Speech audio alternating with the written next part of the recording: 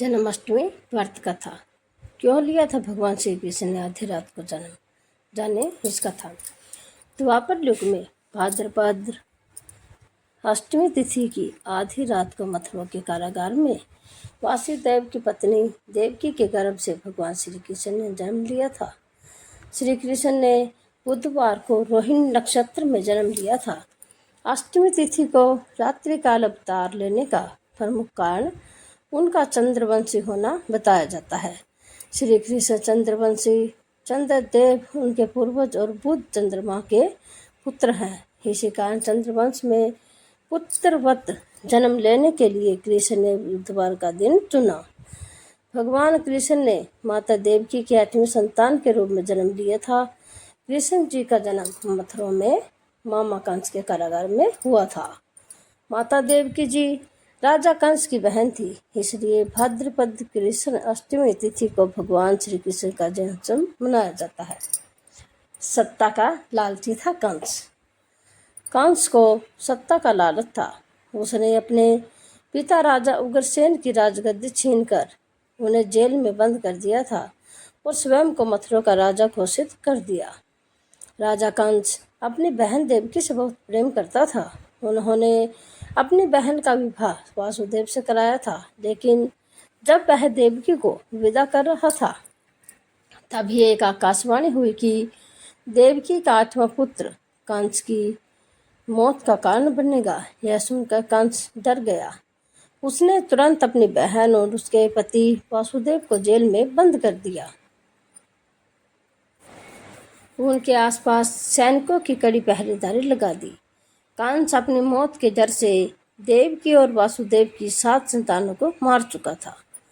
भगवान श्री कृष्ण का जन्म भाद्रपद मास कृष्ण पक्ष की अष्टमी तिथि को रोहिणी नक्षत्र दिन बुधवार की रात्रि में अंधेरी रात में भगवान कृष्ण ने देवकी के 8वें संतान के रूप में जन्म लिया। श्री कृष्ण के जन्म लेते ही कोठरी प्रकाशमय हो गई। तब तक आकाशवाणी हुई कि विष्णु जी ने कृष्ण जी के अवतार में देवकी के कोख में जन्म लिया है। उन्हें गोकुल में बाबा नंद के पास छोड़ आई और उनके घर एक कन्या जन्मी है। उन्हें मथुरा लाकर कंस को सौंप दे। भगवान विष्णु के आदेश से वासुदेव जी भगवान कृष्ण को सूप में अपने सिर पर रखकर नंद जी के घर की ओर चल दिए। भगवान विष्णु की माया से भी सभी पहरेदार सो गए। कारागार के दरवाजे खुल गए। कान्हा चले गोकुल। आकाशवाणी सुनते ही वासुदेव के हाथों की हथकड़ी खुल गई। वासुदेव जी ने सूप में बाल गोपाल को रखकर सिर पर रख लिया और गोकुल की ओर चल पड़े। वासुदेव भगवान कृष्ण को लेकर नंद जी के यहाँ सकुशल पहुँच गए और वहाँ से उनकी नवजात कन्या को लेकर वापस आ गए।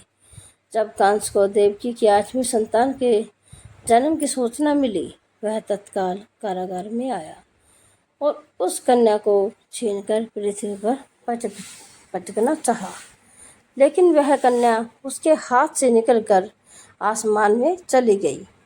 फिर कन्या ने कहा, हे मूर्ख कंस, तुझे मारने वाला जन्म ले चुका है और वह वृंदावन पहुंच गया है। वह कन्या कोई और नहीं, स्वयं योगमाया थी। श्री कृष्ण ने राजा उग्रसेन को फिर सौंप दी मथुरा की राजगद्दी। बाबा नंद और उनकी पत्नी माँ यशोदा ने कृष्ण जी का पालन पोषण किया। राजा कंस ने कृष्ण जी का पता लगाकर उन्हें मारने की खूब कोशिश की, लेकिन कंस की सारी कोशिशें विफल रही और कृष्ण जी को कोई मार नहीं सका। अंत में श्री कृष्ण ने कंस का वध किया। राजा उग्रसेन को फिर मथुरा की राजगद्दी सौंप दी। इस तरह से जन्माष्टमी की व्रत कथा पूरी हुई। जन्माष्टमी का महत्व। भगवान श्री कृष्ण जन्माष्टमी के दिन व्रत रखने से संपूर्ण इच्छाओं की पूर्ति होती है।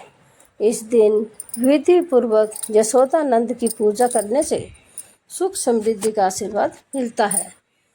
वही जिन दंपतियों की संतान की चाह है, उन्हें जन्माष्टमी के दिन लड्डू गोपाल की उपासना करनी चाहिए। ज्योतिषाचार्य के अनुसार इस वर्ष विशेष ग्रह नक्षत्र में होने की वजह से जन्माष्टमी को काफ़ी शुभ माना जा रहा है। साधना करने के लिए भगवान श्री कृष्ण के भक्तों के लिए यह बहुत महत्वपूर्ण समय है।